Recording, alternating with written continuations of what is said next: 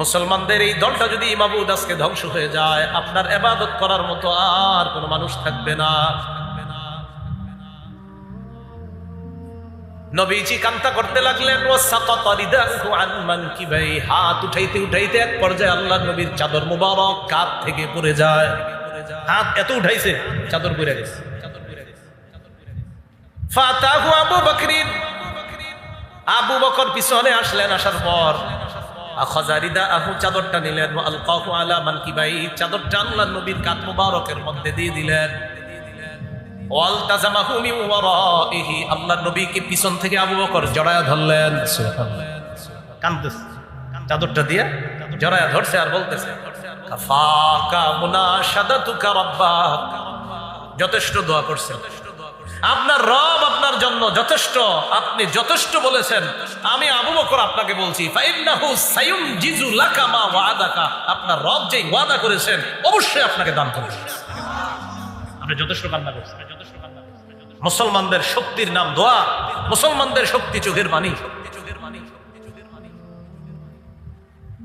আবু বকর সিদ্দিক রাদিয়াল্লাহু তাআলা আনহু বলার পর রাসূলুল্লাহ সাল্লাল্লাহু আলাইহি সাল্লাম দোয়া করতেছে, ফানজালাল্লাহ, আল্লাহ আয়াত নাযিল করে দিয়েছেন, ইয তাস্তাগীসুনা রাব্বাকুম ফাস্তাজাবা লাকুম, যখন তোমরা দোয়া করছিলে, আল্লাহর কাছে সাহায্য চাইছিলে, তোমাদের দোয়া আল্লাহ এই বলে কবুল করলেন, আন্নী মুমিদ্দুকুম বিআলফিম মিনাল মালাইকাতি মুরদিফিন, আমি আল্লাহ তোমাদেরকে পালাক্রমে 1000 ফেরেশতা দিয়ে সাহায্য করব।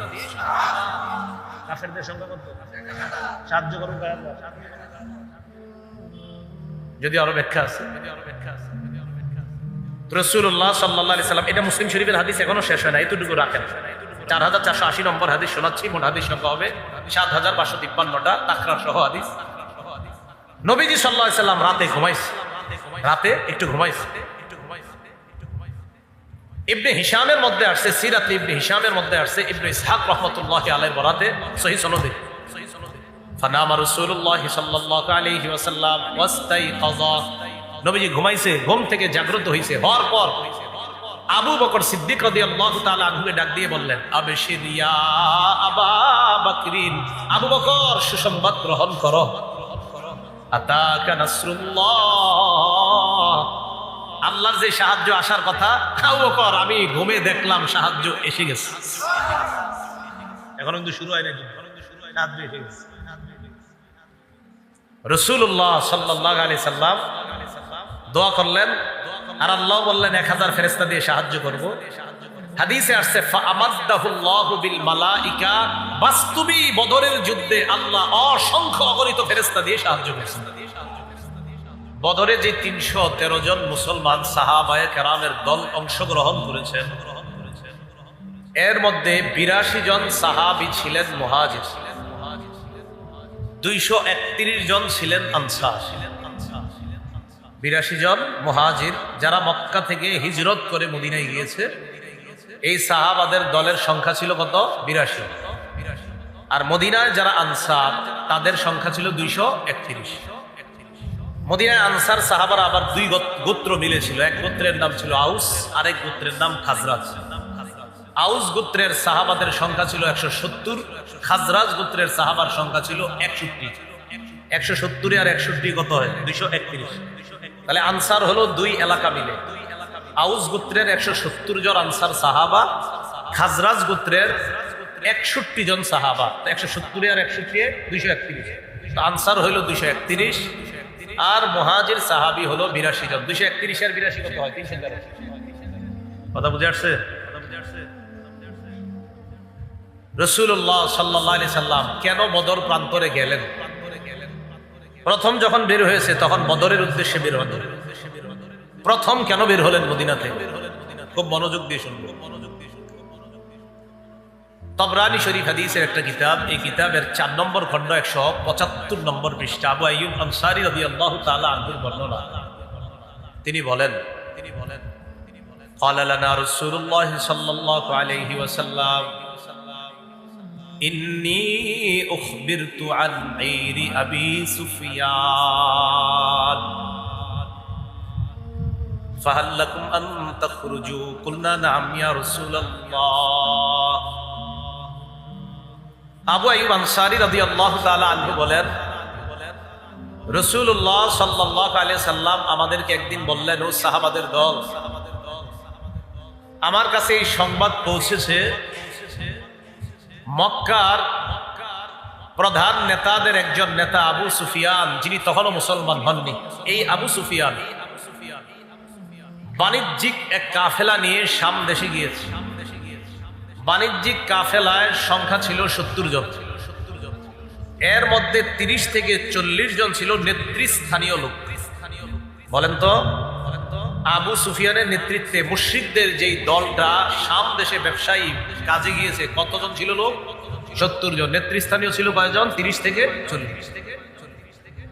নবীজির কাছে সংবাদ আসলো যে আবু সুফিয়ান যেই বাণিজ্যিক কাফেলা নিয়ে গিয়েছে, বাণিজ্যিক যে পণ্যগুলো নিয়ে ফিরতেছে, এই বাণিজ্যিক পণ্য নিয়ে তার দেশে আসার পর টার্গেট হলো এইগুলা বিক্রি করার পর যে লভ্যাংশ হবে, এই লভ্যাংশ মুসলমানদেরকে উৎখাত করার কাজে খরচ করা হবে। মুসলমানদেরকে এখনো আমরা অনেক কিছু খাই, এখনো আমরা ডেইলি অনেক কিছু খাই, যেগুলার অর্থটা আমাদেরকেই শেষ করার পিছে কাজ। তো নবীজি বললেন, আমার কাছে সংবাদ আসছে যে তারা তাদের এই বাণিজ্যিক পণ্য নিয়ে যে আসতেছে, এই পণ্য বিক্রি করে যে লভ্যাংশটা আসবে, এটার লভ্যাংশ দিয়ে মুসলমানদেরকে কিভাবে দুনিয়া থেকে নিশ্চিহ্ন করা যায়, এই জন্য এই লভ্যাংশ খরচ করা হবে।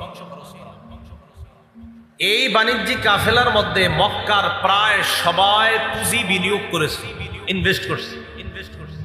ওই যুগে 50,000 দিনার, যাকে আমরা স্বর্ণ মুদ্রা বলতে পারি, এই 50,000 দিনার বা স্বর্ণ মুদ্রা সমপরিমাণ বাণিজ্যিক পণ্য ছিল। বর্তমান হিসাব অনুযায়ী ওই যুগে 50,000 দিনার, এক দিনার সমান সমান যদি 4 মাসা হয়, তাহলে এই যুগেরই টাকা অনুযায়ী ওই যুগে প্রায় 25 লক্ষ টাকার সম্পদ ছিল।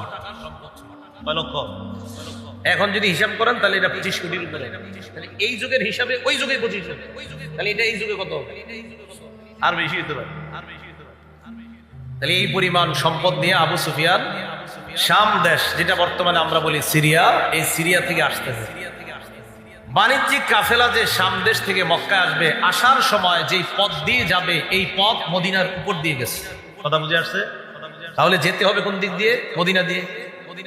নবীজির কানে যখন এই সংবাদ আসছে যে আমাদেরকে উৎখাত করার জন্য নাকি লভ্যাংশ খরচ করা হবে, এক কাজ করি, চলো আমরা তাদের গতিরোধ করতে হবে, কারণ আমাদেরকে ধ্বংস করার জন্য যা ব্যয় করা হবে, এটা নিয়ে আমরা তাদেরকে যেতে দিব না, আমরা রাস্তায় তাদের গতিরোধ করার চেষ্টা করব।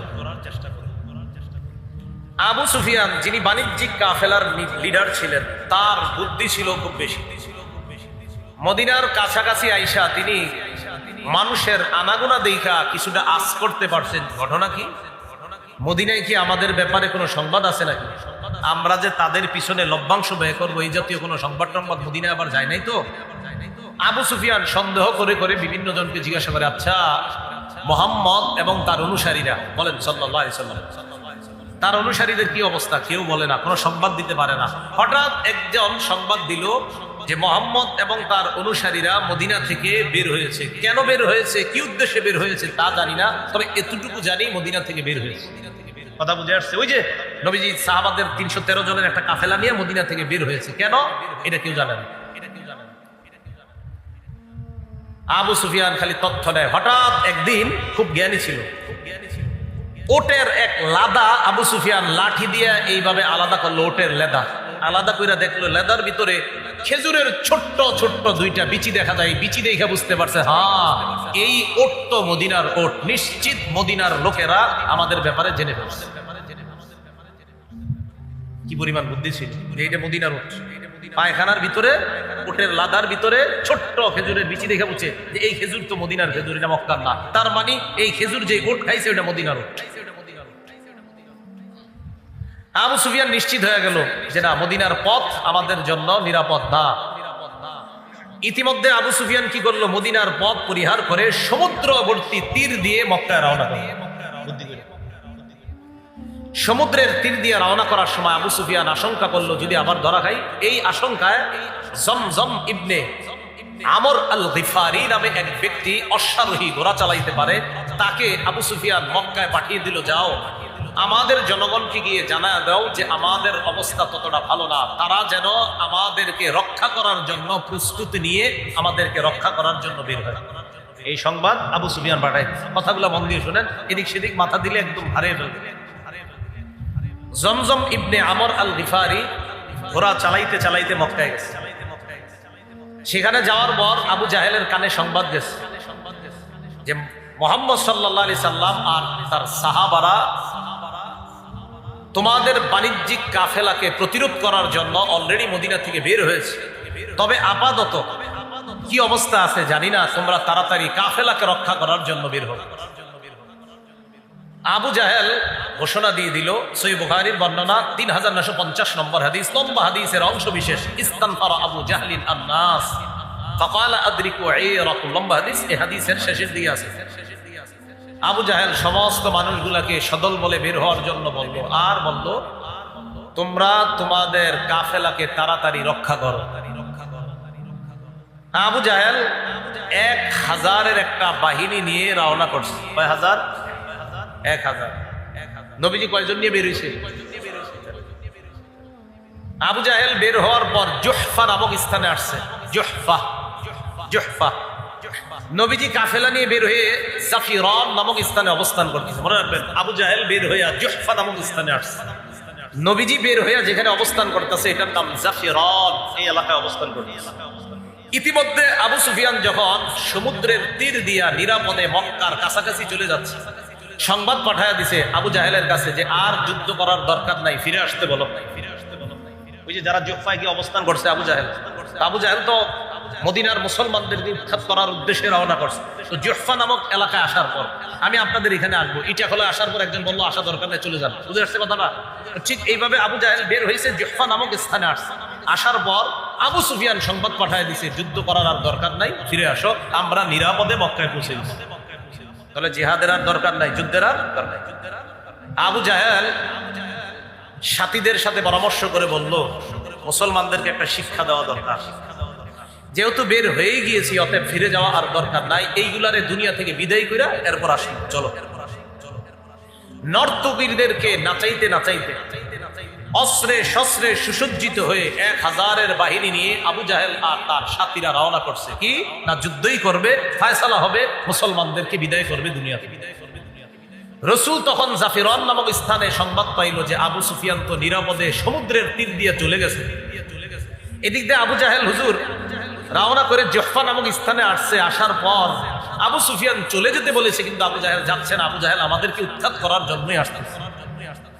রাসূলুল্লাহ সাল্লাল্লাহু আলাইহি সাল্লাম তখন বললেন কি করা যায়? তো রাসূলুল্লাহ সাল্লাল্লাহু আলাইহি সাল্লাম বললেন, আশিরু আলাইয়া আইয়ুহান নাস, ও সাহাবারা তোমরা পরামর্শ দাও আমারে। ফাকামা আবু বকর ওয়া ক্বালা ওয়া আহসানা, আবু বকর সিদ্দিক রাদিয়াল্লাহু তাআলা আনহু দাঁড়াইলেন, খুব চমৎকার ভাষণ দিলেন আর বললেন কোনো সমস্যা নাই, চলেন আমরাও যাই। সুম্মা কামা উমর ইবনুল খাত্তাব ওয়া ক্বালা ওয়া আহসানা, ওমর রাদিয়াল্লাহু তাআলা আনহু চমৎকার ভাষণ দিলেন, তবে নবীর টার্গেট অন্য কিছু। নবীজি চাইতেছে শুধু মুহাজিররা কেন বলে, মুহাজিররা তো 82 জন মাত্র, আনসার তো 231 জন, তো আমার মুহাজির সাহাবারা কেন বলে? আরে তাদের থেকে কেউ কিছু কেন বলে না? রাসূলুল্লাহ সাল্লাল্লাহু আলাইহি সাল্লাম যখন প্রথমে বললেন যে এরকম কাফেলা তো আসতেছে, কি করা যায়? তো প্রথম জবাব ছিল সাহাবাদের এরকম, আমরা বললাম আজকে আমাদের এই পরিমাণ শক্তি নাই যে তাদের সাথে লড়াই করতে পারবো। কারা? সাহাবাদের বক্তব্য যে এই পরিমাণ শক্তি নাই যে লড়াই করতে পারবো আমরা। তখন নবীজি চিন্তা করলেন কি করা যায়, খালি পরামর্শ চায়। তো মুহাজির সাহাবীদের মধ্যে আবু বকর দাঁড়ায় বললেন চলেন, ওমর বললেন চলেন। নবীজির টার্গেট অন্য কিছু, আনসারদের কেউ দাঁড়ায় না। فقام المقداد رضي الله تعالى عنه, আনসারদের মধ্যে মিকদাদ রাদিয়াল্লাহু তাআলা আন সাহস করে দাঁড়িয়ে গেলেন। আনসারদের মধ্যে হযরত মিকদাদ দাঁড়ানোর পর তার বক্তব্যটা বুখারীতে আসছে, সহিহ বুখারীর 4609 নম্বর হাদিসে আসছে। قال المقداد رضي الله تعالى عنه لرسول الله صلى الله عليه وسلم لا نقول لك كما قالت بنو إسرائيل لموسى ফাযহাব আনতা ওয়া রাব্বুকা ফাকাতিলা ইন্না হাহুনা কাঈদুন ওয়ালাকিন ইমজি আনতা ওয়া নাহনু মাআকা ওয়া ফি রিওয়ায়াতিন ওয়া নাহনু মাআকা মুকাতিলুন। মিকদাদ রাদিয়াল্লাহু তাআলা আনহু দাঁড়ায় বললেন, হুজুর, আমরা আপনাকে ওই কথা বলবো না যেই কথা বনি ইসরাইল মুসা নবীরে বলছে। মুসা নবী যখন বনি ইসরাইলকে বলছে চলো আমরা জালেমদের বিরুদ্ধে লড়াই করব, তখন বনি ইসরাইল মুসা নবীরে বলছে আপনি আর আপনার রব গিয়া লড়াই করেন, আমরা এখানে বসে অপেক্ষা করতেছি। নাউজুবিল্লাহ। মিকদাদ বললেন, হুজুর, আমরা আপনাকে এটা বলবো না, আপনি চলেন ডানে বামে সামনে পিছনে, আমরা আপনার সাথে থেকে আমরা মাঠে লড়াই করব। যখন হযরত মিকদাদ রাদিয়াল্লাহু তাআলা আনহু বলছে আপনি চলেন, হাদিসে আসছে ফাকান্নাহু সুররিয়া আনহু, রাসূলের চেহারা থেকে, চেহারা মুবারক থেকে পেরেশানির ছাপ মুহূর্তেই দূর হয়ে গেছে। মুহাজিররা বক্তব্য দিচ্ছিল, নবীজি খালি কয় আরে বলো না, আরো বলো, চাইতেছে আনসারদের কেউ বলো, কারণ তাদের সংখ্যা তো বেশি। এতটুকু বুঝে আসছে সবার? আবু জাহেলের নেতৃত্বে কাফেররা চলে আসছে বদর নামক স্থানে। আইসা তারা আগে আগে পানির কাছাকাছি নিরাপদ জায়গা বেছে নিয়ে সুন্দর একটা জায়গা তারা বেছে নিয়েছে। রাসূলুল্লাহ সাল্লাল্লাহু আলাইহি ওয়াসাল্লাম সাহাবাদের দল নিয়ে বদর প্রান্তরে গিয়ে উপস্থিত হয়ে এমন একটা জায়গা, যেই জায়গায় প্রচুর বালু আর পানি নাই নাগালের মধ্যে, খুব ভয়ঙ্কর অবস্থা, ওই জায়গায় সাহাবাদেরকে নবীজি বসলেন। তাহলে এখন কি পর্যন্ত মনে হচ্ছে দল বেশি কাদের? কত? সাহাবাদের কয়জন? 313 জন। কাফেররা কি নিরাপদ স্থানে না সাহাবারা? কাফেররা। পানির কাছে কারা? বালুরময় স্থানে কারা? সাহাবা। তো নবীজি সাহাবায়ে কেরামের দল নিয়ে, মুসলমানরা বলেন সমস্যা নেই, মুসলমানদের দল সাহাবাদের দল নিয়ে অবস্থান নিলেন। রাতের বেলা আল্লাহ পাক রব্বুল আলামিন রহমতের একটা বৃষ্টি দিয়ে দিলেন, সাহায্য শুরু হয়ে গেল। বৃষ্টি আসার পর ঘটনা কি ঘটলো? বালুর যে জমিনগুলা, বালুগুলা জৈমা, ওই জমিনটা হয়ে গেছে সুন্দর, আর সাহাবারা ছোট্ট ছোট্ট গর্ত কইরা পানি জমা করলো, আর কাফেরদের নিরাপদ জায়গাটা সেখানে বৃষ্টিতে কাদাযুক্ত হয়ে সাহাবাদেরটা আল্লাহ নিরাপদ করে দিলেন কুদরতি গাইবি আর আল্লাহর আসমানি সাহায্য দ্বারা। তাহলে বলেন তো রাতের আগে নিরাপদ স্থানে ছিল কারা? মুহূর্তের মধ্যে আসমানি ফায়সালায় নিরাপদ স্থানে আল্লাহ কাদেরকে রেখে দিলেন? মুসলমান। এটা আল্লাহর সাহায্য। 17ই রমজান শুক্রবার দিন লড়াই শুরু হয়ে যাবে। কত রমজান? 17ই রমজান। রাতে রাসূলুল্লাহ সাল্লাল্লাহু আলাইহি সাল্লাম, হযরত ওমর ইবনুল খাত্তাবের বর্ণনা, মুসলিম শরীফের বর্ণনা, 4480 নম্বর হাদিস। ওমর ইবনুল খাত্তাব রাদিয়াল্লাহু তাআলা আনহু বলেন, লাম্মা কানা ইয়াউম বদরিন নাযারা রাসূলুল্লাহ সাল্লাল্লাহু আলাইহি ওয়াসাল্লাম ইলাল মুশরিকিনা ওয়া হুম আলফুন ওয়া আসহাবুহু 319 রাজুলা। বদর যুদ্ধের দিন রাসূলুল্লাহ সাল্লাল্লাহু আলাইহি সাল্লাম মুশরিকদের দিকে একটু তাকাইলেন। তাকানোর পর দেখলেন তারা হাজার সংখ্যায়, আর মুসলমানদের সংখ্যা 313 জন। নবীজি সাল্লাল্লাহু আলাইহি সাল্লাম এই অবস্থা দেখা প্রথমে মুশরিকদেরকে দেখলেন। এখান থেকে একটা শিক্ষা দেখেন। ফাস্তাকবালা নবিয়ুল্লাহ সাল্লাল্লাহু আলাইহি ওয়াসাল্লাম মুস্তাকবিলাল কিবলা ফাস্তায়াদাই, হাত উঠাইলেন, কিবলামুখী হলেন, হাত উঠাইলেন।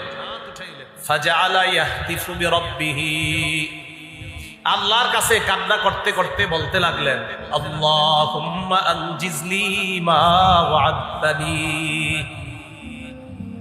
আল্লাহ আপনি আমাকে যেই ওয়াদা করেছেন মাওলা, ওই ওয়াদা আপনি পুরা করেন। ওয়া আতিমা ওয়া'আদতানি, আপনি যেই ওয়াদা আমাকে দিয়েছেন এই ওয়াদার ফলাফল আমাকে আপনি দান করেন। আল্লাহুম্মা ইন তাহলিক হাদিহিল ইসাবাতু মিন আহলিল ইসলাম ফালান তু'বাদ বা'দু ওয়া ফি রিওয়ায়া ফালা তু'বাদ, মুসলমানদের এই দলটা যদি মাবুদ আজকে ধ্বংস হয়ে যায়, আপনার ইবাদত করার মতো আর কোনো মানুষ থাকবে না। নবীজি কান্তা করতে লাগলেন। ওয়া সাকাতা রিদাহু আন মানকিবাই, হাত উঠাইতে উঠাইতে এক পর্যায়ে আল্লাহর নবীর চাদর মুবারক কাঁধ থেকে পড়ে যায়। হাত এত উঠাইছে চাদর পড়ে গেছে। ফাতাহু আবু বকরিন, আবু বকর পিছনে আসলেন, আসার পর আখাযারিদা আহু চাদরটা নিলেন, ওয়া আলকাহু আলা মানকিবাই, চাদরটা আল্লাহর নবীর কাঁধ মোবারকের মধ্যে দিয়ে দিলেন। ওয়ালতাজামাহু মিন ওয়ারাইহি, আল্লাহর নবীকে পিছন থেকে আবু বকর জড়ায়া ধরলেন। সুবহানাল্লাহ, কাঁদতেছে, চাদরটা দিয়া জড়ায়া ধরছে আর বলতেছে কাফাকা মুনাশাদাতুকা রাব্বাক, যথেষ্ট দোয়া করছেন, আপনার রব আপনার জন্য যথেষ্ট, আপনি যথেষ্ট বলেছেন। আমি আবু বকর আপনাকে বলছি ফাইন্নাহু সায়ুনজিজু লাকা মা ওয়াদাকা, আপনার রব যেই ওয়াদা করেছেন অবশ্যই আপনাকে দান করবেন। আপনি যথেষ্ট কান্না করছেন। মুসলমানদের শক্তির নাম দোয়া, মুসলমানদের শক্তি চোখের পানি। আবু বকর সিদ্দিক রাদিয়াল্লাহু তাআলা আনহু বলার পর রাসূলুল্লাহ সাল্লাল্লাহু আলাইহি সাল্লাম দোয়া করতেছে, ফানজালাল্লাহ, আল্লাহ আয়াত নাযিল করে দিয়েছে, ইন তাস্তাগীসুনা রাব্বাকুম ফাস্তাজাবা লাকুম, যখন তোমরা দোয়া করছিলে আল্লাহর কাছে সাহায্য চাইছিলে, তোমাদের দোয়া আল্লাহ এই বলে কবুল করলেন, আন্নী মুমিদ্দুকুম বিআলফিম মিনাল মালাইকাতি মুরদিফিন, আমি আল্লাহ তোমাদেরকে পালাক্রমে 1000 ফেরেশতা দিয়ে সাহায্য করব। কাফেরদের সংখ্যা কত? সাহায্য করুক আল্লাহ। যদি আরো ব্যাখ্যা আছে, রাসূলুল্লাহ সাল্লাল্লাহু আলাইহি সাল্লাম, এটা মুসলিম শরীফের হাদিস, এখনো শেষ হয় না, এতটুকু রাখেন। 4480 নম্বর হাদিস শোনাচ্ছি, মোট হাদিস সংখ্যা হবে 7553টা, তাকরার সহ হাদিস। নবীজি সাল্লাল্লাহু আলাইহি সাল্লাম রাতে ঘুমাইছে, রাতে একটু ঘুমাইছে। ইবনে হিশামের মধ্যে আসছে, সিরাত ইবনে হিশামের মধ্যে আসছে, ইবনে ইসহাক রাহমাতুল্লাহি আলাইহি বরাতে সহিহ সনদে, ফানামা রাসূলুল্লাহ সাল্লাল্লাহু আলাইহি ওয়াসাল্লাম ওয়াস্তাইকাযা, নবীজি ঘুমাইছে, ঘুম থেকে জাগ্রত হইছে, হওয়ার পর আবু বকর সিদ্দিক রাদিয়াল্লাহু তাআলা আনহুকে ডাক দিয়ে বললেন, আবশির ইয়া আবা বকরিন, আবু বকর সুসংবাদ গ্রহণ করো, আতাকা নাসরুল্লাহ, আল্লাহর যে সাহায্য আসার কথা, আবু বকর আমি ঘুমে দেখলাম সাহায্য এসে গেছে। এখন কিন্তু শুরু হয় নাই, সাহায্য এসে গেছে। রাসূলুল্লাহ সাল্লাল্লাহু আলাইহি সাল্লাম দোয়া করলেন, আর আল্লাহ বললেন 1000 ফেরেশতা দিয়ে সাহায্য করব। হাদিসে আসছে ফাআমাদাহুল্লাহু বিল মালাইকা, বাস্তবী বদরের যুদ্ধে আল্লাহ অসংখ্য অগণিত ফেরেশতা দিয়ে সাহায্য করেছেন।